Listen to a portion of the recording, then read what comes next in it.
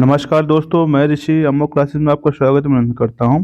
दोस्तों, हम लोग क्रॉनिकल मंथली मैगजीन को देख रहे हैं, जिसमें अब तक हम लोगों ने राष्ट्रीय और आर्थिक परिदृश्य को देख लिया। अब देख रहे हैं अंतर्राष्ट्रीय जो समसामयिकी थी उसके बारे में चर्चा करने जा रहे हैं।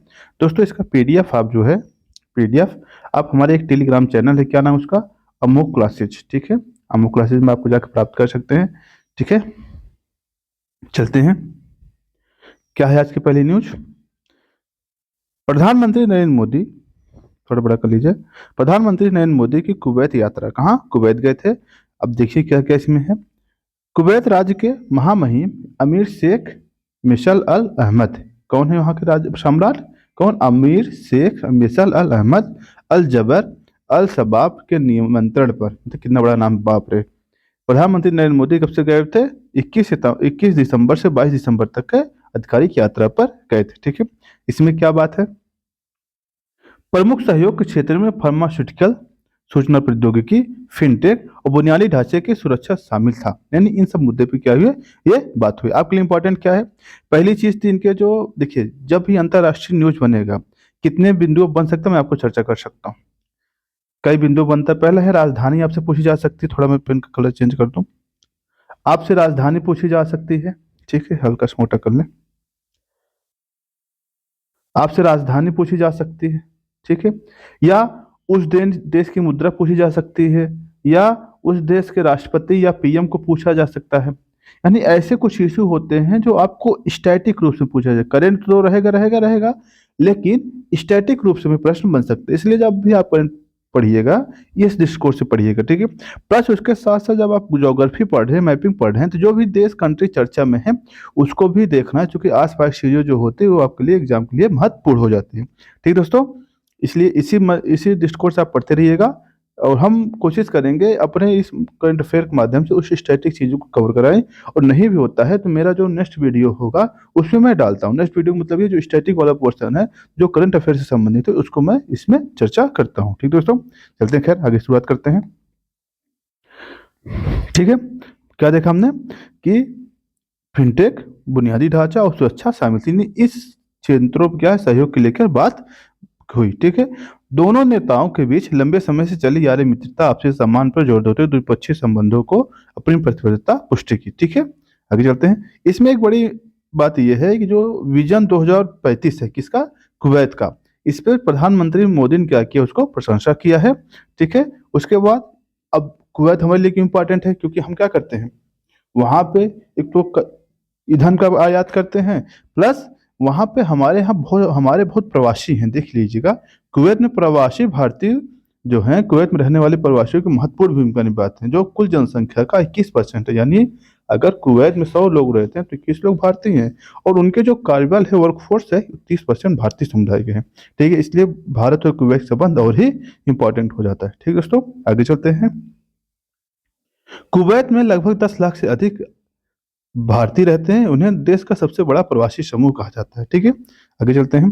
कई भारतीय कई भारतीय तेल गैस विनिर्माण, यानी निर्माण, स्वास्थ्य सेवा जैसे विभिन्न क्षेत्रों पे क्या कहते हैं, काम चल रहा है। उद्यमी पेशेवर वहां पे रहते हैं। क्या है अगला न्यूज, क्या है दोस्तों? 24वां बिम्स्टेक कहाँ हुआ दोस्तों? थाईलैंड में हुआ। कब हुआ? 24वां बिम्स्टेक वरिष्ठ अधिकारियों की बैठक क्या हुआ, आयोजन हुआ। कहाँ हुआ है? थाईलैंड में। कहाँ हुआ है? थाईलैंड में। ठीक है, फोकस क्षेत्र क्या है इसमें? इसमें क्या था, अस्थायी विकास, संपर्क, सुरक्षा और बिम्स्टेक के सदस्यों के बीच सांस्कृतिक आदान प्रदान पर यह केंद्रित था। ठीक है, बिम्स्टेक आप लोग जानते होंगे, बिम्स्टेक क्या है बताइए। दरअसल हुआ क्या था, मैं आपको समझाता हूँ। एक संगठन स्थापित किया गया, सार्क। सार्क में जब पाकिस्तान से भारत मतभेद चलने, तब भारत ने एक और विकल्प तलाशा क्षेत्रीय सहयोग के लिए, जिसका नाम है बिम्स्टेक। ठीक है, बिम्स्टेक में जो देश है, बिम्स्टेक के जो बंगाल के, बिम्स्टेक फुल फॉर्म होता है बंगाल इनिशिएटिव कॉपरेशन करके है। तो उसमें देखेंगे जो पश्चिम मतलब जो बंगाल खाड़ी है, इसके आसपास जो देश है, इसमें ये समाहित है। ठीक है, यानी कौन कौन है मैं आपसे बता दूं। भारत भारत है, बांग्लादेश है, बांग्लादेश है। ठीक है, उसके बाद नेपाल, भूटान, म्यांमार। ठीक है, म्यांमार, थाईलैंड, ठीक, यही सब आपके देश बिम्स्टेक में 8 देश हैं इसमें। ठीक है, आगे चलिएगा। क्षेत्रीय परियोजनाओं की दक्षता प्रभावशीलता बढ़ाने के सहयोग के लिए नए तंत्र की पेशकश किया गया। छठे बिम्स्टेक तैयारी, इसका मतलब आगामी जो बिम्स्टेक होगा, कहाँ होगा, शिखर सम्मेलन की तैयारी की चर्चा की गई। उद्देश्य सदस्यों के बीच संबंधों को बढ़ाना देना। ठीक है, इसमें क्या है, भारत ने एक गतिशील और समृद्ध बिम्स्टेक की साझेदारी समर्थन करने के लिए अपनी प्रतिबद्धता पुष्ट की है। ठीक है, आगे चलते हैं। ये आपके लिए इंपॉर्टेंट ये है, अगर कंट्री पूछा जाए कौन कौन सा, ये चीज ध्यान दीजिएगा। प्लस ये सम्मेलन कहाँ हुआ है, ये ध्यान दीजिएगा। ठीक है, भारत और लाइबेरिया द्विपक्षीय संबंध क्या है। 18 दिसंबर 2024 को भारत और लाइबेरिया ने मोनेरोविया में द्विपक्षीय संबंधों को उद्देश्य से वार्ता आरंभ की। कहाँ पर आरंभ की, लाइबेरिया के मोनेरोविया में। ठीक है, चर्चा में क्या है, व्यापार, निवेश, खनन और कृषि, स्वास्थ्य, शिक्षा, क्षमता निर्माण, लोगों के बीच आदान प्रदान के सहित कई क्षेत्र इसमें शामिल हैं। इसमें ध्यान देने वाली बात है, हर हर करंट अफेयर आपके लिए इंपॉर्टेंट नहीं है, ये चूंकि चर्चा में था इसलिए आ गया है, बाकी बहुत ज्यादा इंपॉर्टेंट इसका नहीं है आपके एग्जाम के मद्देनजर। ठीक है, और क्या इसमें डिजिटली सहयोग की बात की गई है, प्लस आपसी समर्थन दोनों देशों में संयुक्त राष्ट्र परिषद में अस्थायी सीट के लिए एक दूसरे से उम्मीदवारी के लिए आपसी समर्थन व्यक्त किया। मतलब क्या है, जो यूएनजीसी है, यानी यूएनजीए जिसे कहते हैं, और यूएन सिक्योरिटी काउंसिल जिसमें 15 सदस्य होते हैं, आप पता हो ना, 5 स्थायी और 10 अस्थायी। 10 अस्थायी सदस्यों में क्या करते हैं, उम्मीदवारी का समर्थन की मांग की है। ठीक है, आगे चलते हैं दोस्तों। अफ्रीकी संघ G20 की सदस्यता, लाइबेरिया ने G20 में अफ्रीकी संघ की अस्थायी सदस्यता के लिए वकालत की है। मतलब कि वो भी चाहता है कि 28 अस्थायी सदस्यता उसे मिले। ठीक है, एक थोड़ा सा आगे चलते हैं। अब है नया, अगला न्यूज क्या है, श्रीलंका ने नई वीजा नीति जारी की। क्या किया है, नई वीजा नीति जारी की। क्या है इसमें, श्रीलंका ने जनवरी 2025 में प्रभावी एक नई वीजा नीति की घोषणा की, जिसमें भारत सहित 39 देशों को नागरिकों को वीजा मुक्त प्रदान की। अच्छा, कोई देश वीजा मुक्त क्यों देगा, वही सोचिए पहले, पढ़ने से पहले सोचिए, कोई देश वीजा मुक्त क्यों देगा। क्योंकि आपको पता है, जब देश वीजा मुक्त किया, जैसे ही वीजा मुक्त किया, उसके यहाँ क्या, प्रवासियों की संख्या बढ़ गई, विदेशी प्रवासियों की संख्या बढ़ गई। इससे क्या हुआ, रोजगार और पर्यटन और रोजगार के मुद्दे बढ़ गए। इससे क्या, विदेशी लोग अधिक से अधिक इनके देश में एंट्री करेंगे। इससे क्या होगा, इनको विदेशी मुद्रा का आगमन होगा। इसीलिए अधिकतम जो छोटे देश होते हैं वो वीजा मुक्त का काम करते हैं। भारतीयों के लिए वीजा मुक्त पहुंच, जनवरी 2025 से भारतीय नागरिक के बिना वीजा के श्रीलंका की यात्रा कर सके। ठीक है, द्विपक्षीय संबंध क्या इसमें, यह निर्णय भारत और श्रीलंका के बीच गहरे सांस्कृतिक संबंधों और मजबूत आर्थिक क्रियाओं को साझा करते हुए लक्ष्य कर रखे। मतलब क्या है, आपसी संबंध क्या करेगा, मजबूत करेगा। ठीक है, भारत प्रमुख पर्यटन स्रोतों के रूप में ऐसे, मतलब क्या है, भारत और श्रीलंका वाले पर्यटक सबसे बड़े स्रोतों एक वीजा नीति का महत्व। इसका मतलब क्या है, क्योंकि हमारे यहाँ इनका सांस्कृतिक महत्व है, सांस्कृतिक कल्चर का आदान प्रदान होता है, इसलिए अगर वीजा मुक्त इन्होंने दे दिया, क्या होगा, इनको और ही फायदा होगा। इन्होंने एक वीजा नीति भी जारी किया है, आपके लिए इंपॉर्टेंट नहीं है। भारतीय पर्यटकों के लिए रूस में संभावित वीजा मुक्ति की, अब सोचिए पहले, अब रूस भी वीजा मुक्त किया, उधर श्रीलंका भी वीजा मुक्त की। अगर आपसे प्रश्न पूछ जाए हाल ही में किन 2 देशों ने भारत के लिए पर्यटन के लिए वीजा मुक्त घोषित किया, और ऑप्शन दे दिए, श्रीलंका, रूस, और कई ऑप्शन बना के दे दिया जाए, शायद आप कंफ्यूज हो सकते हैं। ठीक है, आगे चलते हैं। भारतीय पर्यटकों के लिए रूस में संभावित वीजा मुक्त यात्रा आरंभ हो सकती है, जिसके 2025 फरवरी के माह से लागू होने की उम्मीद है। ठीक है, क्यों होते हैं वीजा मुक्त, मैंने जस्ट बताया, क्यों, विदेशी मुद्रा की इसका आगमन उनके यहाँ ज्यादा होगा। ठीक दोस्तों, रूस भारत के अधिकारी वर्तमान भारतीय पर्यटकों के लिए वीजा मुक्त यात्रा की समझौता किया है। ई वीजा सफलता, अगस्त 2023 से भारतीय यात्रियों के लिए ई वीजा की शुरुआत सफल रही है। ठीक है, 2023 में लगभग 9,500 ई वीजा जारी किए गए। कितने, 9,500। ठीक दोस्तों, पर्यटक आगमन में वृद्धि से क्या हुआ, रूस में भारतीय आगंतुकों की संख्या क्या होगी, उल्लेखनीय वृद्धि हुई है। 2023 में कितने, 60,000 से अधिक भारतीय वहां पर गए। ठीक है, और जो कि पिछले वर्षों की तुलना में 26% की वृद्धि हुई। मतलब जितना ही वीजा मुक्त होगा, क्या लोगों की आवागमन ज्यादा हो जाएगा।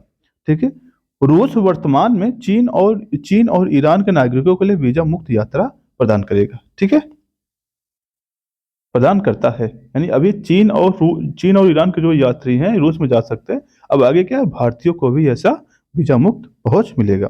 वर्तमान में पासपोर्ट धारकों को वर्तमान में 62 देशों में वीजा मुक्त पहुंच है। अगर पूछा जाए, ये बहुत इंपॉर्टेंट प्रश्न बन गया, यहाँ से ध्यान दीजिएगा, बहुत इंपॉर्टेंट प्रश्न बन गया, सॉरी,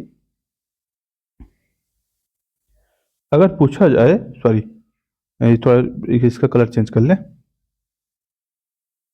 अगर पूछा जाए कितने देशों में, क्या कितने देशों में वीजा मुक्त जा सकता है लोग, तो क्या होगा, वीजा मुक्त जा सकते हैं, इसका आंसर 62। कितना है, 62। ठीक है, ले चलते हैं।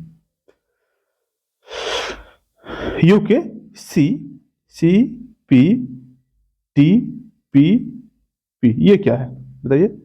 ये है व्यापक एवं प्रगतिशील ट्रांस पैसिफिक पार्टनरशिप। क्या है इसका मतलब, दरअसल हुआ क्या था, इसमें हुआ क्या है, पहले क्या होता, अमेरिका, कौन कौन, अमेरिका इसमें शामिल था, और ये जो पैसिफिक पैसिफिक ओशियन आप जानते हैं, उसके किनारे जो जितने भी देश हैं, उन्होंने आपसी व्यापार को भागीदारी बढ़ावा देने के एक प्रकार मुक्त समझौता का प्रयास किया था। उसी के लिए क्या हुई, ट्रांस पैसिफिक पार्टनरशिप। इसे पहले इसका पुराना नाम क्या, टीपीपी, इतना नाम दीजिए, इतना टीपीपी ट्रांस पैसिफिक पार्टनरशिप था। इससे क्या हुआ, यूएसए निकल गया, कौन निकल गया, यूएसए निकल गया, तो बचा कौन, तो यूएसए निकलने के बाद इसका नाम क्या करिए, सीपीटीपीपी। इसका मतलब क्या, कॉम्प्रिहेंसिव एंड प्रोग्रेसिव। इसका नाम क्या हो, कॉम्प्रिहेंसिव कॉम्प्रिहेंसिव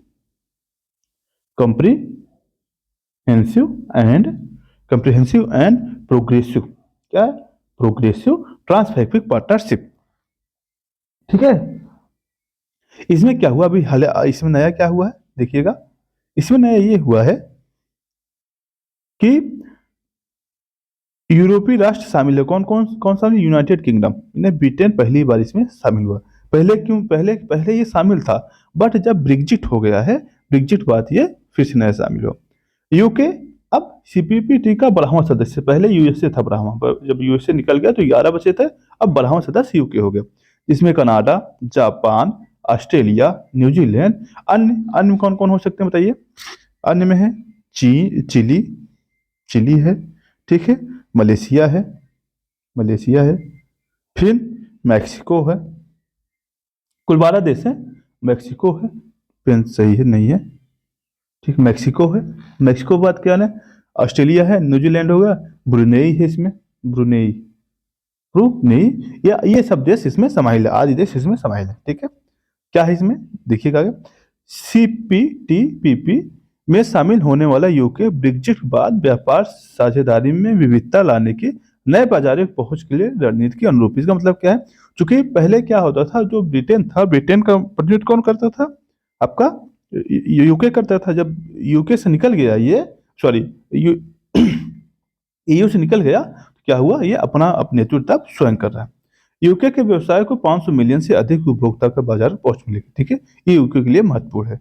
और क्या है, उदारीकरण होगा। इससे सीपीपीटी का उद्देश्य टैरिफ को कम करना और व्यापार संबंधों को बढ़ावा देना, सदस्य राष्ट्रों के बीच आर्थिक सहयोग को प्रोत्साहित करना। ठीक है, ये इनका उद्देश्य है। ठीक दोस्तों, आगे चलते हैं। आगे, भारत फिलीपींस समुद्री संवाद कहाँ हुआ है, मनीला में हुआ है। कैसा है, पहला पहला भारत फिलीपींस समुद्री संवाद, कैसा है, पहला भारत फिलीपींस समुद्री संवाद हुआ है। क्या है, संवाद का उद्देश्य क्या था, द्विपक्षीय समुद्र सहयोग को बढ़ावा देना, वर्तमान समुद्री चुनौतियों को समाधान करना तथा और सहयोग के अवसरों को पता लगाना। ठीक है, ये इनका काम था, बहुत ज्यादा इंपॉर्टेंट नहीं, बस इतना ध्यान दीजिए कब हुआ और कैसा था। और क्या है, अंतर्राष्ट्रीय कानून को पालन करने, जो देश अंतर्राष्ट्रीय कानून है, जैसे यूएन का कोई कानून है या फिर कोई टीटी कोई कानून है, उसको पालन करना क्या है, इसको महत्व देना, संयुक्त राष्ट्र को पालन करना, इसका जोड़ दिया है। और क्या इसमें सहयोग के लिए पहचाने गए क्षेत्रों जैसे समुद्री उद्योग, समुद्री अनुसंधान, आपदा राहत, समुद्री कानून, इस सब के बारे में क्या है, अपना समर्थन करना। ठीक है, भारत ईरान आर्मेनिया त्रिपक्षीय वार्ता, कहाँ कौन कौन किसके किसके भी त्रिपक्षीय वार्ता है, ध्यान दीजिएगा, भारत ईरान आर्मेनिया। ठीक है, भारत ईरान और आर्मेनिया के बीच त्रिपक्षीय वार्ता हुआ है। क्यों हुआ है भाई, जब कहाँ हुआ ये, नई दिल्ली में। कहाँ हुआ, नई दिल्ली में। ठीक दोस्तों, क्या है इसका उद्देश्य, क्या है, क्यों हुआ ऐसा, इसका उद्देश्य यह है, तीनों देशों के बीच सहयोग के माध्यम से क्षेत्रीय संपर्क को सुधारना और क्षेत्रीय चुनौतियों का समाधान करना। ठीक दोस्तों, आगे चलते हैं। प्राथमिक उद्देश्य क्या है? अंतरराष्ट्रीय उत्तर दक्षिण परिवहन गलियारा INCTC आप जानते होंगे, जो आपके भारत से शुरू होकर चाबहार ईरान से होते हुए, कैस्पियन सागर से होते हुए, रूस होते हुए, फिर पूरा यूरोप को घेरते हुए, फिर लाल सागर से जो आ रहा है, आपने देखा होगा, उसे क्या कहते हैं? अंतरराष्ट्रीय उत्तर दक्षिण परिवहन गलियारा कहते हैं। वित्तीय सहयोग को बढ़ावा देना, ठीक है, इसका एक प्रमुख उद्देश्य है, ठीक है, क्योंकि आर्मेनिया जो है उस रास्ते में पड़ रहा है। और चाबहार बंदरगाह के रणनीतिक महत्व पर जोर दे, क्योंकि अगर चाबहार बंदरगाह ईरान वाला संचालन हो रहा है तो स्वाभाविक इसका लाभ आर्मेनिया को भी होगा। व्यापार और संपर्क, वार्ता में तीन देशों के बीच व्यापार, पर्यटन, सांस्कृतिक आदान प्रदान, सुधार पर ध्यान केंद्रित किया गया, ठीक है। आगे चलते हैं। आर्मेनिया ने कजारान सुरंग परियोजना के प्रति अपनी प्रतिबद्धता प्रदर्शित की, जिससे ईरान के साथ कनेक्टिविटी बढ़ती रहे, ठीक है। चाबहार क्या बंदरगाह, आपको इसका चाबहार कहाँ है दोस्तों? ये ईरान में। ध्यान दीजिए कि बंदरगाह पूछा जाए, ये बंदरगाह कहाँ है? ये ईरान में। और इसी के माध्यम से हम ईरान को क्रॉस करते हुए, कैस्पियन सागर होते हुए उधर के देशों से संपर्क अपना बढ़ा सकते हैं, ठीक है, यही ना। बेहतर व्यापार मार्गों को सुगम बनाना और चाबहार बंदरगाह की महत्वपूर्ण भूमिका स्वीकार किया, ठीक है। अब दिया गया है अंतरराष्ट्रीय उत्तर दक्षिण गलियारा के बारे में, इसमें दिया गया है, देख लेते हैं क्या है। यह एक बहु परिवहन मार्ग क्यों किया? कुछ तो शिप से चलेगा, शिप मतलब समुद्र से चलेगा, कुछ ट्रेन से चलेगा और कुछ किससे चलेगा? ये रोड से चलेगा। यह कई माध्यम से चल रहा है, ठीक है। फारस की खाड़ी ईरान के माध्यम से कैस्पियन सागर और रूस के सेंट पीटर्सबर्ग को जोड़ता है। फिर बाद में ध्यान दीजिएगा, यूरोप को होते हुए लाल सागर से यह फिर भारत आ जाएगा। इसमें समुद्री मार्ग साथ साथ सड़क, रेल मार्ग शामिल है, ठीक। मैंने कहा समुद्री मार्ग और सड़क और ये सब शामिल है, जो मुंबई से शुरू होता है। कहाँ शुरू होता है? मुंबई से। तो इंपॉर्टेंट आपके लिए। ईरान में बंदरगाह अब्बास ए बंदर अंजलि से ले होकर कैस्पियन सागर के पार करके रूस के अस्त्रखान, मॉस्को, सेंट पीटर्सबर्ग तक पहुंचता है। इसमें 13 देश हैं। कौन कौन से दोस्तों? भारत, रूस, Iran, Azerbaijan, Belarus, Bulgaria, Armenia, ठीक है, कजाकिस्तान, किर्गिस्तान, ओमान और तजाकिस्तान। तुर्की, यूक्रेन द्वारा इसके समझौता की पुष्टि की गई, ठीक है दोस्तों। चलते हैं आगे। अब अंतरराष्ट्रीय कुछ अलग अलग छोटे छोटे इशू थे जो हम देख लेते हैं। इसमें हुआ क्या है कि गाजा में युद्ध विराम की बात की गई थी, उसी पे बात है, ठीक है। क्या है इसमें?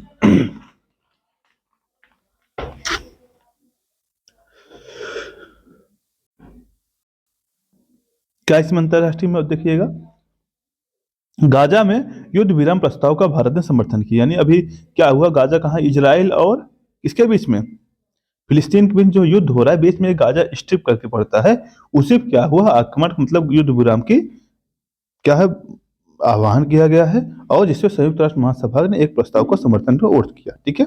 आगे चलते हैं। यूनाइटेड नेशन जनरल असेंबली या UNGA ने गाजा में तत्काल युद्ध विराम की मांग करने के एक प्रस्ताव को पारित किया, ठीक है, जिसके पक्ष में 158 और विरोध में 9 मत पड़े, ठीक है। भारत भी इसका समर्थन किया है। निकट पूर्व में संयुक्त राष्ट्र राहत और निर्माण कार्य एजेंसी UNRWA के समर्थन करने के लिए एक अलग प्रस्ताव भी 159 प्रस्ताव पर हुए। भारत की स्थिति, भारत ने 7 अक्टूबर को हुए हमले की निंदा की और आतंकवादी कृत्यों के रूप में बंधकों को तत्काल रिहाई की वकालत की। भारत बहुत मिडल अप्रोच अपनाता है, न किसी से बहुत दोस्ती, न कहीं की बैर, बहुत डिप्लोमेसी है, ठीक है। आगे चलते। वैश्विक रुख क्या है? मतदान ने संघर्ष के विविध दृष्टिकोणों को उजागर किया, जिससे संयुक्त राष्ट्र अमेरिका और इजराइल ने देशों ने शामिल थे, ठीक है, युद्ध विराम प्रस्ताव का विरोध किया। जिन्होंने कौन कौन? इजराइल और USA ने युद्ध विराम का क्या है, इसका विरोध किया है। आगे चलते हैं।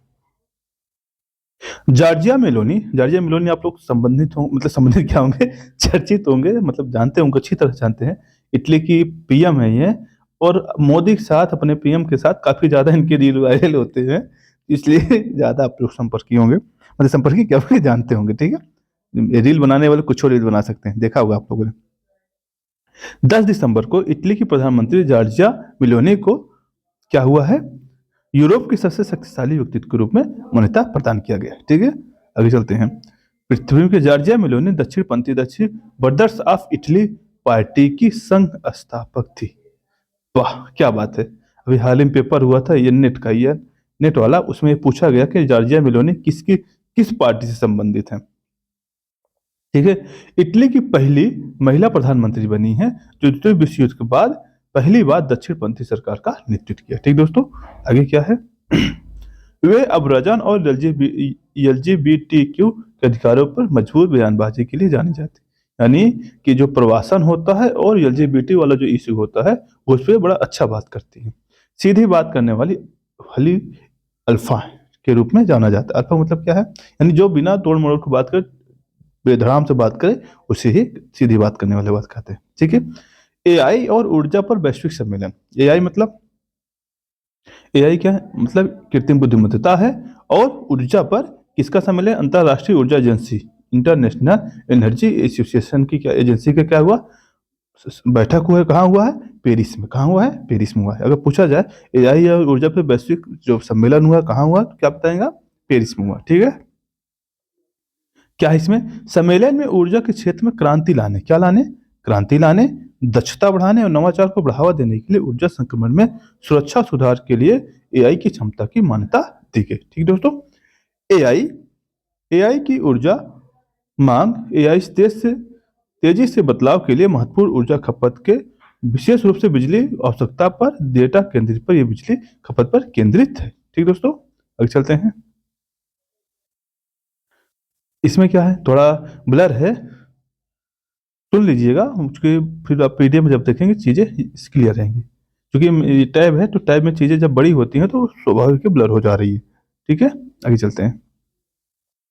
सम्मेलन में ब्राजील, कनाडा, फ्रांस, भारत और अमेरिका सहित 25 देशों की सरकारें, ऊर्जा कंपनियां और प्रौद्योगिकी फार्मा क्या है नागरिक समाज लोग इसमें भाग लिए हैं। आईईए आईईए 2025 में एआई और ऊर्जा के एक आगामी रिपोर्ट की घोषणा की जिसमें अवसरों और चुनौतियां दोनों को संबोधित किया गया। ठीक दोस्तों, आइए चलते हैं। 2024 में ऊर्जा के आउटलुक रिपोर्ट उपयोगकर्ता के सहायता के लिए एआई संचालित चैटबॉट पेश किया। ध्यान दीजिएगा कि अगर पूछा जाए कि ऊर्जा की आउटलुक रिपोर्ट किसने जारी किया, क्या होगा? आईईए।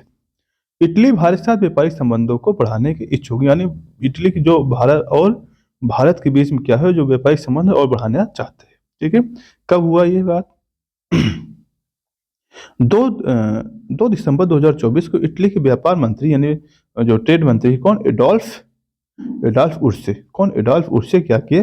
भारत की यात्रा किए। इस दौरान कॉटन रोड की पहली घोषणा की। ठीक है, पहली घोषणा की। इसका उद्देश्य भारत के साथ व्यापार संबंधों को मजबूत करना। ठीक है, इन्होंने पहली बार घोषणा की है जिसमें क्या उद्देश्य है? Cotton road. कॉटन रोड मतलब क्या होता है? अगर पूछा जाए कॉटन रोड घोषणा, आपसे पूछा जाए कॉटन रोड घोषणा, बहुत इंपॉर्टेंट शब्द है, किन दो देशों के मध्य हुआ है? आप शायद कंफ्यूज हो सकते हैं। मोस्ट इंपॉर्टेंट शब्द है कॉटन रोड घोषणा किन देशों के मध्य हुआ है, बहुत फंस जाएंगे आप। ठीक है, इसे ध्यान दीजिएगा, इटली और भारत के बीच में। इटली यूरोपीय संघ भारत के तीसरे सबसे बड़ा व्यापारिक साझेदार बनने की आकांक्षा रखता है। ठीक है, आगे चलते हैं।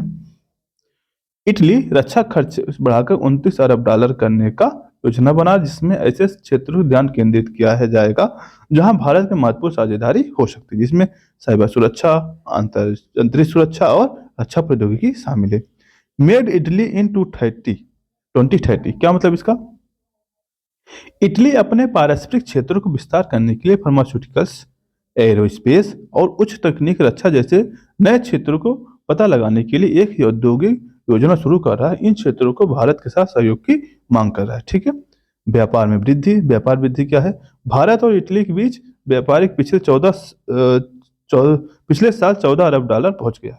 2030 तक यह कितना? चौथा सबसे बड़ा यूरोपीय भागीदार बनने का लक्ष्य। ठीक है, कॉटन रोड पहल, अगर पूछा जाए कॉटन रोड पहल किसके देशों में, तो बहुत बड़ी बात होगी आपके लिए, मतलब फंस सकते हैं आप। नई पहल ऐतिहासिक सिल्क रोड के पूरक के रूप में विभिन्न क्षेत्रों में सहयोग बढ़ाने के उद्देश्य से भारत और इटली के बीच व्यापारिक संबंधों को लक्ष्य रखता है।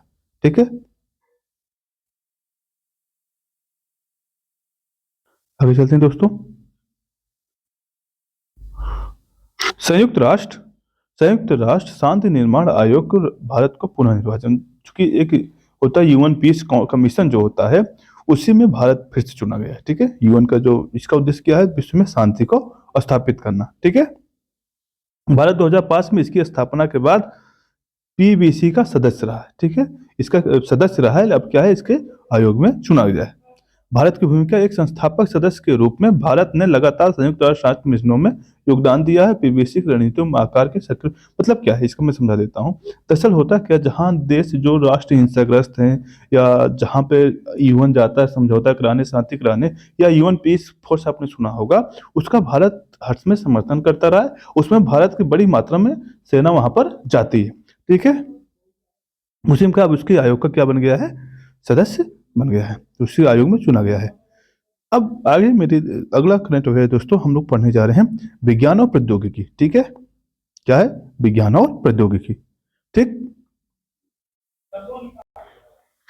आगे देखते हैं दोस्तों, विज्ञान और प्रौद्योगिकी में क्या है। पोलियो टीकाकरण रणनीति के पुनर्मूल्यांकन का आह्वान। दरअसल हुआ क्या है दोस्तों, अभी हाल ही में हुआ क्या, कुछ पोलियो के नमूने जो है पर्यावरण में मिले हैं। ठीक है, जो मानव मामले से स्पष्ट हुआ है कि जंगली पोलियो वायरस वैक्सीन व्युत्पन्न पोलियो वायरस से दोनों उपस्थित। इसका मतलब क्या है, कुछ पर्यावरण में जंगली पोलियो वायरस और वैक्सीन व्युत्पन्न पोलियो वायरस क्या है, दोनों उपस्थित हैं। इससे क्या हुआ, डब्ल्यूएचओ ने क्या कहा है, डब्ल्यूएचओ यानी विश्व स्वास्थ्य संगठन ने क्या कहा, इसे फिर से मूल्यांकन करने की आवश्यकता है और टीकाकरण और निगरानी का प्रयास करने की आवश्यकता है। ठीक है, क्या हुआ इसमें देखते हैं। पोलियो वायरस सितंबर 2024 से डब्ल्यूएचओ के यूरोपीय क्षेत्र के 5 देशों, कौन कौन से, फिनलैंड, जर्मनी, पोलैंड, स्पेन और यूनाइटेड किंगडम के अपशिष्ट जल, अपशिष्ट जल मतलब जो सीवेज वाले जल होते हैं उसमें, ठीक है, अपशिष्ट जल प्रणालियों में पाया गया। ठीक है, इन देशों में अभी तक कोई मानव मामला नहीं पुष्ट हुआ। इसका मतलब क्या है कि जो पोलियो वायरस पाए गए हैं, कहाँ पाए गए हैं, मतलब अपशिष्ट जल में पाए गए हैं, लेकिन अभी मानव में इसका कोई प्रभाव, मतलब कोई नहीं मिला है मामला। ठीक है, पाकिस्तान, कैमरून, चाड और नाइजीरिया के जंगली, जो नाइजीरिया है, इन सब देशों में जंगली पोलियो वायरस के पर्यावरण में नमूने मिले, जो यानी यहाँ जो इनका जो इन्वायरमेंट है वहां क्या मिला है, पर्यावरणीय पोलियो के वायरस मिले हैं। ठीक है, टीकाकरण कवरेज क्या है, उच्च रूटीन टीकाकरण कवरेज के बावजूद 3 खुराक के साथ साथ 85 से 95 के बीच अनुमानित। इसका मतलब क्या है, जो टीकाकरण हुआ रूटीन रूप से कितना हुआ है, लगभग 85 से 95% हुआ है। यह सभी प्रभावित देशों में कमी के क्षेत्र के मौजूद हैं, मतलब फिर भी इनके जो क्षेत्र भी आया है सामने में, इनमें क्या है, टीकाकरण की अभी कमी है। ठीक है, डब्ल्यूएचओ हर कमजोर बच्चों को टीका लगाने के महत्व पर जोर देता है, कहता है भाई साहब कुछ भी हो, आप इनको जितने कमजोर बच्चे हैं उनको क्या करिए, आप टीका लगाइए, और पोलियो से लकवा या मृत्यु को रोका जा सकता है। आपको पता ना, अपने गांव में कुछ लोगों को देखा हो या कुछ ऐसे होंगे जो पोलियो की शिकार की वजह से उनके कोई अंग काम नहीं करता, लगभग क्या होता है, एक पलसा काम नहीं करता। ठीक है, आगे चलते हैं। टीकाकरण की पर बहस, क्या बहस इसमें, कई अध्ययनों से पता चलता है कि प्रभावी पोलियो उन्मूलन के लिए oral polio vaccine, oral polio vaccine मतलब आप लोग जब बच्चे रहे होंगे दोस्तों, आपने देखा होगा अपने आंगनवाड़ी केंद्र पर जाते हो तो मैम जो होती होंगी, मैडम जो होती थी, वो मुंह खोल के क्या करती थी, आपके मुंह में पोलियो के पिलाती थी, कब कहती थी आधे घंटे 1 घंटे कुछ नहीं खाना है ना, से उसे ओरल पोलियो वैक्सीन कहते हैं। से इनएक्टिवेटेड पोलियो वैक्सीन को बढ़ाना आवश्यकता है। इसका मतलब क्या है, ये ओरल वाला था, लेकिन इनएक्टिवेटेड मतलब क्या है, कुछ इनवेक्टिव पोलियो वैक्सीन होता है, इंजेक्शन के माध्यम जो दिया जाता है उसको देना है। ठीक है, खासकर यह जब सबूत बताते हैं कि श्वसन संचरण पोलियो वायरस के फैलाव को महत्वपूर्ण भूमिका निभा सकता है। इसका मतलब क्या है कि जब हम सांस वगैरह लेते हैं, मतलब सांस वगैरह लेते हैं, किसी इन्वायरमेंट में जाते हैं, तो उससे क्या, तो उसी से पोलियो वैक्सीन, पोलियो वायरस फैल रहा है, अगर हम उसे वही दे रहे हैं, क्या होगा, इससे इन प्रभावी हो जाए। इसलिए हमें क्या है, इनएक्टिवेटेड पोलियो वैक्सीन को क्या करना है, बढ़ावा देना है, किसको, इनएक्टिवेटेड पोलियो वैक्सीन को। ठीक है दोस्तों, क्या फिर आगे, शोधकर्ताओं का तर्क है कि ओरल ओपीवी मतलब ओरल पोलियो वैक्सीन का निरंतर उपयोग उन्मूलन प्रयासों को बाधित कर सकता है, क्योंकि यह संक्रामक होता है। ठीक है, आगे चलते। कावेरी इंजन का परीक्षण, कावेरी इंजन क्या है दोस्तों, देखते हैं। गैस टरबाइन डिस्चार्ज इस्टेब्लिशमेंट, ठीक है, यानी GGTRE ने क्या किया, कावेरी इंजन का सफलतापूर्ण उड़ान का परीक्षण किया। क्या है इसमें, इससे क्या हुआ, अंतरिक्ष प्रौद्योगिकी में आत्मनिर्भरता भारत की ओर एक को महत्वपूर्ण मील का पत्थर है। इसका मतलब क्या है कि भारत क्या करता है, अंतरिक्ष क्षेत्र में अपने आप को इंडिपेंडेंट बनाना चाहता है, आत्मनिर्भर बनना चाहता है।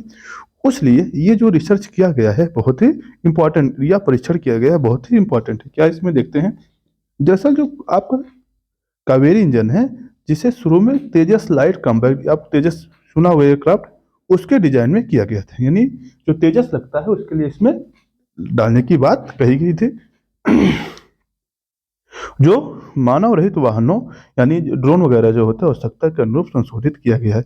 इसका मतलब क्या है, जो ड्रोन वगैरह होता है अब उसमें भी इसको लगाया जाएगा। ठीक है। कावेरी इंजन की वर्तमान सूखा, सूखा क्या है, अगर पूछा जाए हाल ही समाचारों में रहा सूखा क्या है, शायद आप भूल मतलब कंफ्यूज हो सकते हैं। क्या है सूखा संस्करण 49-51 केएन के बीच थ्रस्ट उत्पन्न करता है। यानी सूखा क्या है, यह कावेरी इंजन का एक संस्करण है जिसका थ्रस्ट कितना है दोस्तों, 49 से 51 के बीच उत्पन्न करता है, जो घातक स्टील ड्रोन जैसे यूएवी के लिए पर्याप्त है। ठीक है। भविष्य संवर्धन का उद्देश्य क्या है, आफ्ट बर्नर शामिल को थ्रस्ट को बढ़ाना है। ठीक है। विशेष इस कड़ी से छोड़िए, आपके लिए नहीं इंपॉर्टेंट है, पर जो बता दें कावेरी इंजन और सूखा संस्करण ये आपके लिए बहुत ज़्यादा इंपॉर्टेंट है।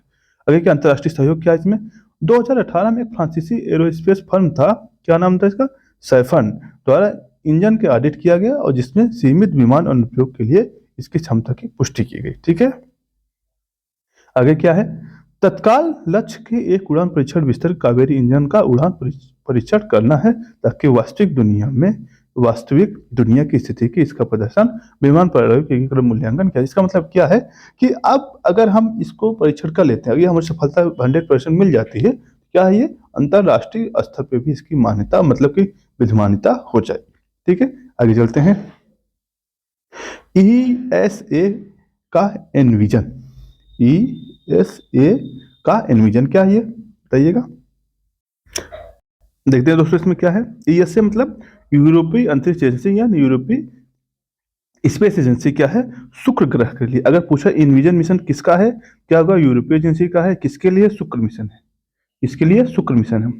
आप बताइएगा भारत जो है शुक्र मिशन कब लॉन्च कर रहा है, भारत जो है शुक्र मिशन 2028 तक लॉन्च कर रहा है। ठीक है।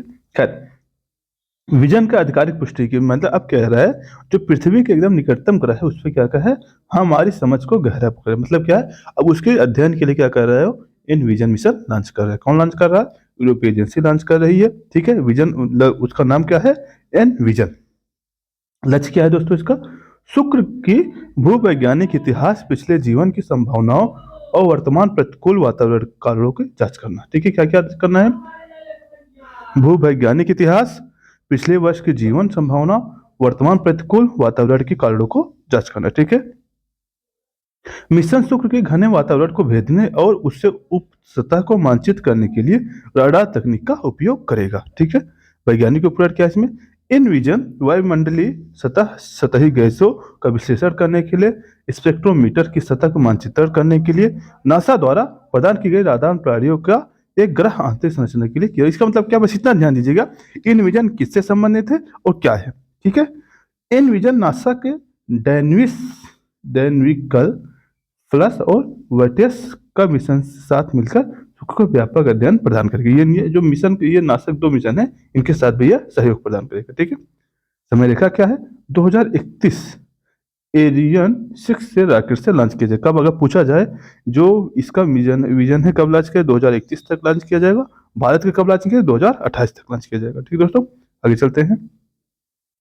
जेनकास्ट, जेनकास्ट क्या है दोस्तों, यह क्या हुआ है, गूगल की एक डीप माइंड टीम जिससे ने क्या किया, जेनकास्ट को लॉन्च किया। क्या है इसमें, यह एक भूतपूर्व एआई मॉडल जो मौसम पूर्वानुमान मौजूद मॉडल के यूरोपीय माध्यम से देश मौसम पूर्वानुमान केंद्र के मॉडल पर शामिल है। इसका मतलब क्या है, जो एआई मॉडल है डीप टीम ने तैयार किया है, जेनकास्ट इसे कहते हैं। ठीक है। यानी जो मौसमी बात होगी उसको पूर्वानुमान होगा, इसके लिए ये इसको मॉडल को लॉन्च किया गया। ठीक है। क्या इसमें देखिएगा, बढ़ती हुई सटीकता को और गति, इसका मतलब क्या है, जेनकास्ट जो है 15 दिन तक आगे बढ़ते हुए तेज अधिक सटीक मौसम पूर्वानुमान प्रदान करेगा। अगर पूछा जाए जेनकास्ट क्या है, या क्या है, बस सिंपल से समझिए क्या है, एक एआई मॉडल है। क्या है, एआई मॉडल है, किसका है, गूगल का है, ठीक है, क्या काम है इसका? ये क्या है? मौसम की सटीक पूर्वानुमान करना। ठीक दोस्तों, आगे चलते हैं।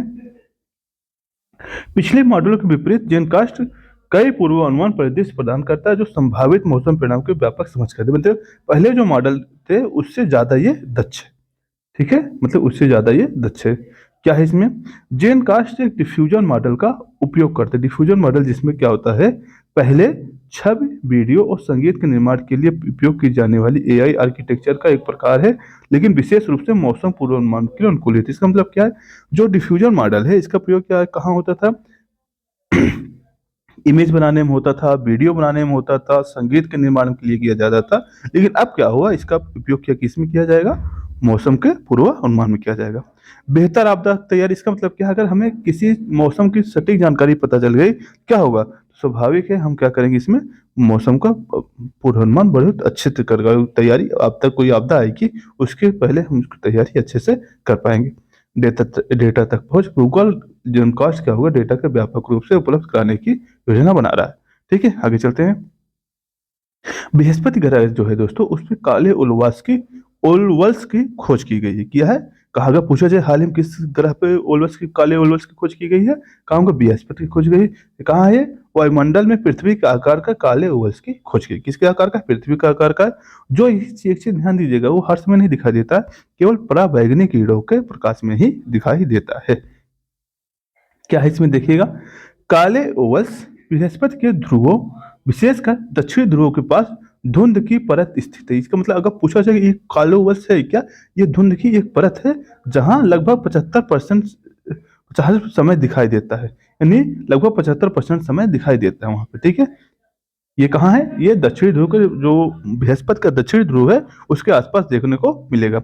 इसका गठन कैसे हुआ? इनका गठन बृहस्पति के चुंबकीय क्षेत्र, चूंकि हर ग्रह का अपना चुंबकीय क्षेत्र होता, उसकी उसी प्रकार से उनका बृहस्पति का भी चुंबकीय क्षेत्र है। उसके ज्वालामुखी चंद्रमा आयो के बीच अंतःक्रिया से उत्पन्न होने वाला चुंबकीय बॉन्डर से जुड़ा हुआ है। ठीक है, चुंबकीय बॉन्डर आप जानते हैं ना, क्योंकि जो जैसे दो ग्रहों के बीच में जो लग रहा है, उनके बीच में चुंबकीय बॉन्डर है, उसी के लिए लग रहा है। ठीक है, इसी क्या कहा गया? ओवेल्स कहा गया है। ओवेल्स यूवी प्रकाश को अवशोषित, यूवी प्रकाश मतलब पराबैंगनी, अल्ट्रावायलेट पराबैंगनी प्रकाश को क्या कर रहा है? अवशोषित करता है, जिसमें वे हबल छवि के काले दिखाई देते, मतलब जो हबल छवि है उसके काले दिखाई पड़ जाते हैं। ठीक है, आगे चलते हैं। वायुमंडलीय गतिशील का ओवेल का निर्माण इन क्षेत्रों में देखी गई घनी धुंध में योगदान देते हैं, जिससे बृहस्पति की जटिल वायुमंडलीय गतिशीलता को अंतर्दृष्ट, मतलब जो वायुमंडलीय है, इसे घनता है बृहस्पति का, उसमें एक इसका अच्छा खासा योगदान है। ठीक दोस्तों, आगे चलते हैं।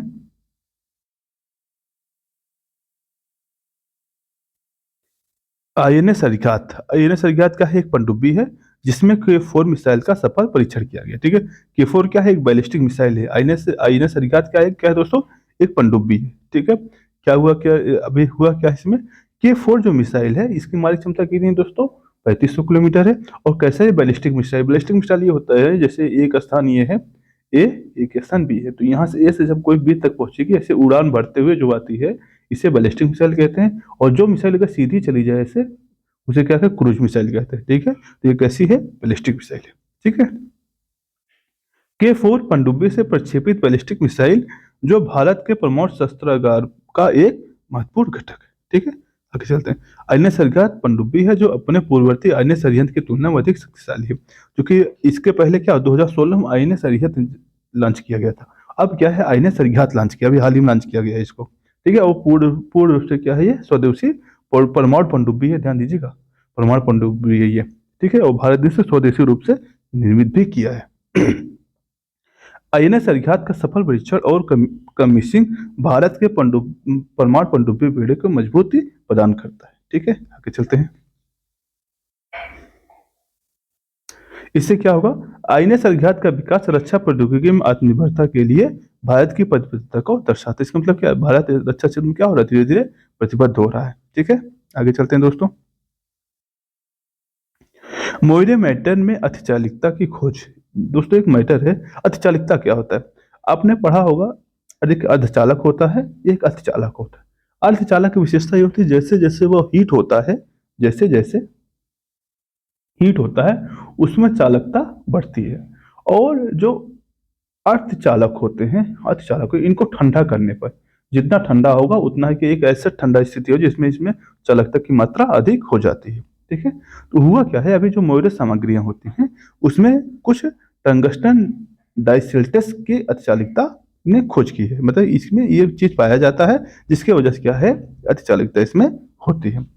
मोइरे पैटर्न तब उत्पन्न होते हैं जब मैटर्स की दो समान परतें विखंडित हो जाते हैं और एक कण दूसरे कणों के में मुड़ जाते हैं। मतलब क्या है, मान लीजिए एक मैटर था जिसमें दो परत, एक मैटर ये एक मैटर ये, दो परत बनी हुई है।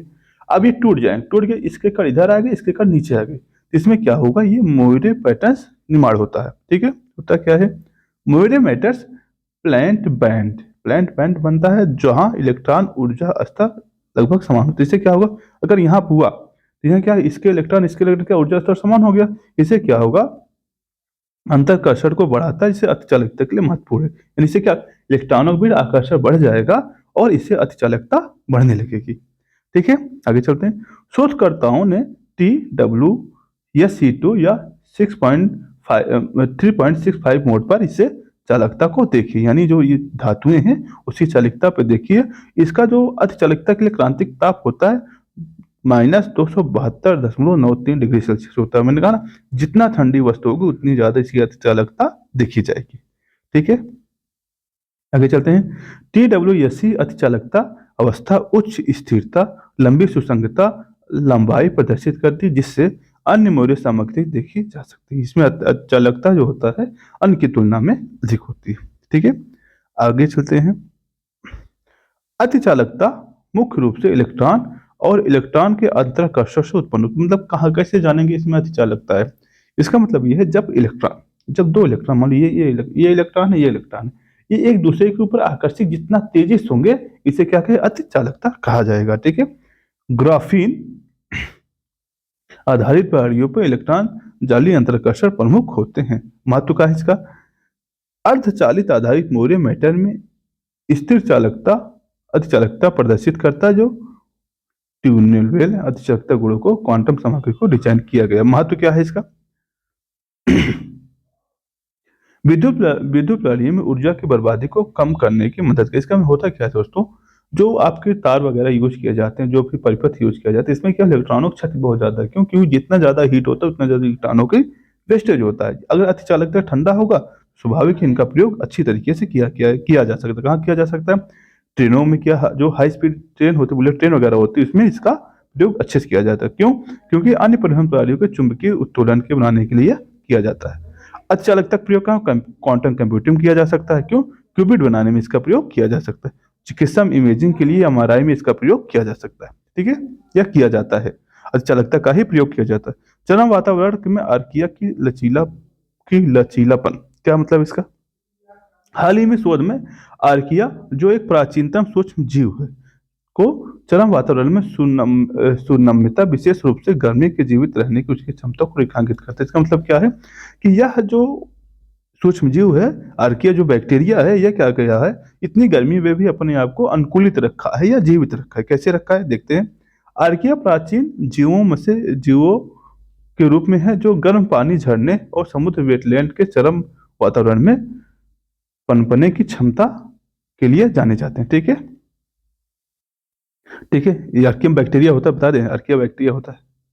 ठीक है, जीवों में टॉक्सिन एंटीटॉक्सिन सिस्टम होते हैं और उन्हें तनाव की स्थिति में जीवित रखते हैं। इसमें क्या होता है, एक टॉक्सिन होता है, एक एंटीटॉक्सिन जो सिस्टम होता है, इसमें यह जीने के लिए सफल होता है। अध्ययन क्या पाया गया इसमें, सल्फोलोबस या एसिडोकैंडिलियस एक ऊष्मा प्रेरित या अक्रिया जो उसमें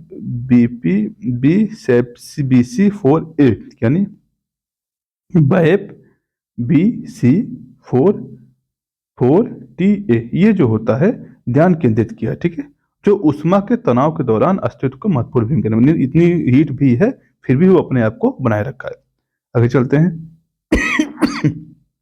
माफ करिएगा, नैनोजाइम क्या है, CSIR जो है सेंट्रल रिसर्च वाला जो संस्थान है, इसने क्या केंद्रीय चमड़ा अनुसंधान संस्थान जो है, ये क्या शोधकर्ताओं ने जैविक सामग्री के रूप से रूपांतरित उत्प्रेरित होने वाले नैनोजाइम का उपयोग की जांच की। इसका मतलब क्या है, एक ऐसी मतलब कि एंजाइम एंजाइम आप जानते हैं ना, या उत्प्रेरक उत्प्रेरक ऐसे कैटलिस्ट होते हैं जो किसी भी क्रिया को बढ़ा देते हैं। बायोलॉजी में आपने पढ़ा होगा, क्या मतलब होता है।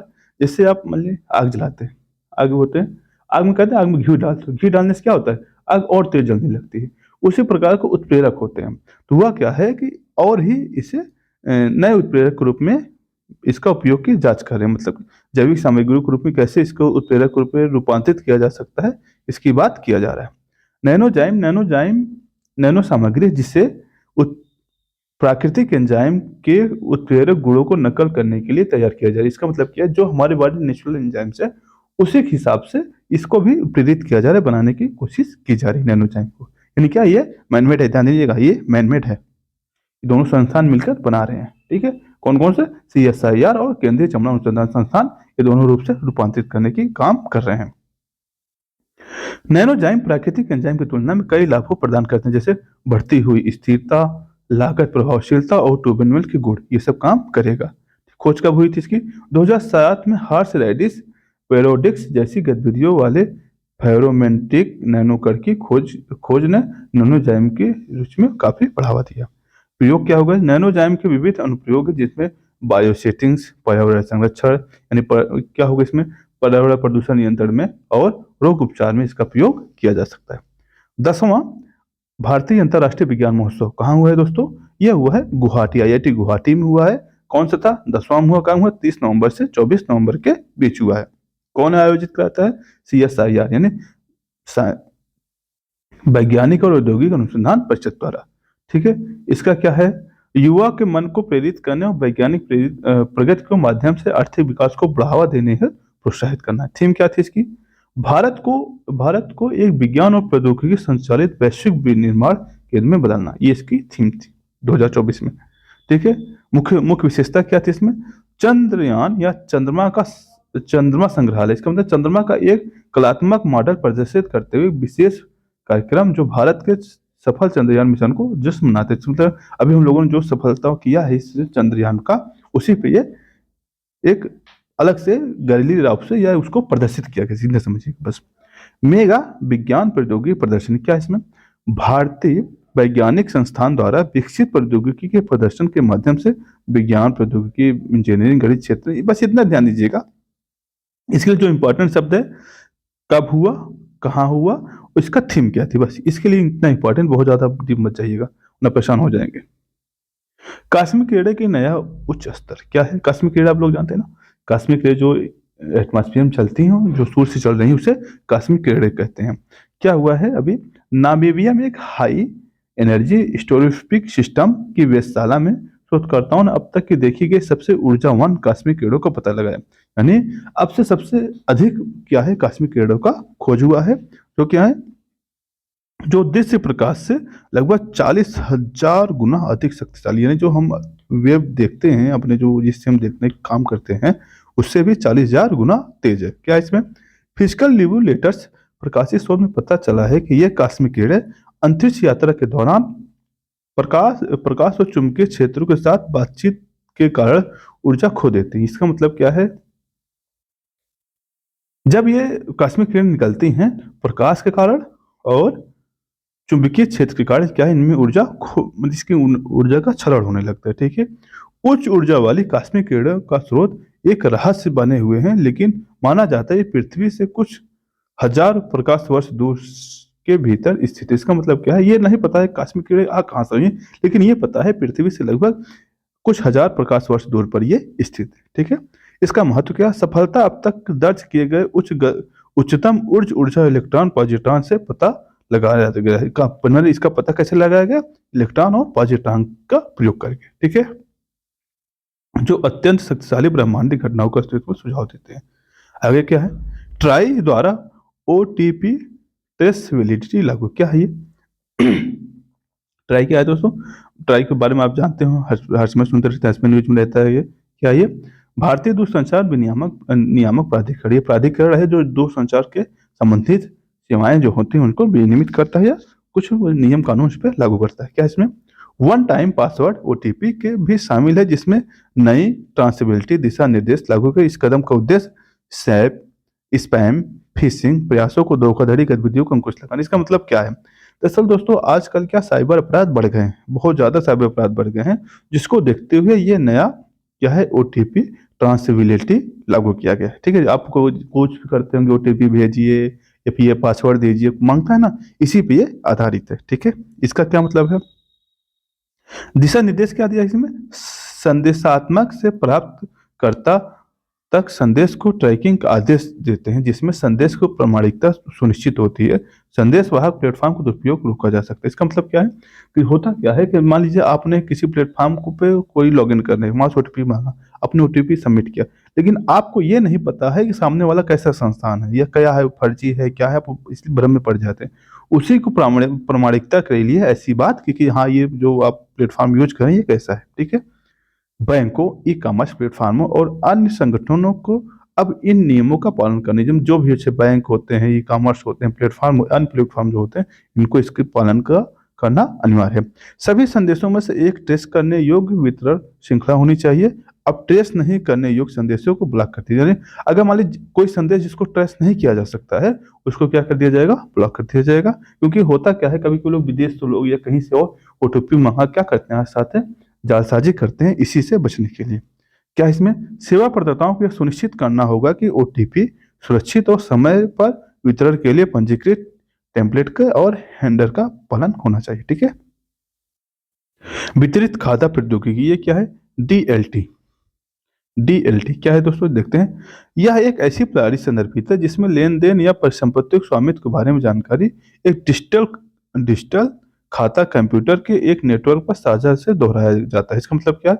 जो भी आपने लेन देन किया है किसी से, मतलब जो भी लेन देन करते हैं अपनी परिसंपत्तियों का, उसका एक डिजिटल खाता होगा जो कंप्यूटर नेटवर्क द्वारा साझा किया जाएगा। ठीक है, क्या इसमें कई प्रतिभागियों को एक केंद्रीय प्राधिकरण पर निर्भर हुए बिना एक साथ डेटा पहुंचाने सत्यापित करने के लिए अनुमति मिलती है। ठीक है, इसमें लेन देन रिकॉर्ड पारदर्शिता सुरक्षित सुनिश्चित करती है। इसका मतलब क्या?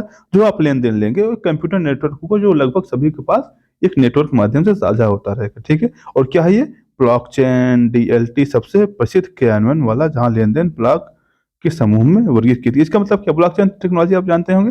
ब्लॉकचेन टेक्नोलॉजी में क्या होता है कि मान लीजिए एक आप हैं, कई लोग एक नेटवर्क साथ में जुड़े हैं, तो आपने इनको मतलब थर्ड पर्सन को पैसा दे तो इसको पुष्टि सभी करेंगे और सभी की नजर रहेगा आपने किसको पैसे दिए, इसने किसको दिया, इसने किसको दिया, एक ऐसा नेटवर्क जैसा बना रहेगा। उसी प्रकार से ये है। ठीक दोस्तों, अगला न्यूज हमारे पर्यावरण परिस्थिति। दोस्तों इसको हम नेक्स्ट वीडियो में देखेंगे। आज के लिए बस इतना ही। धन्यवाद।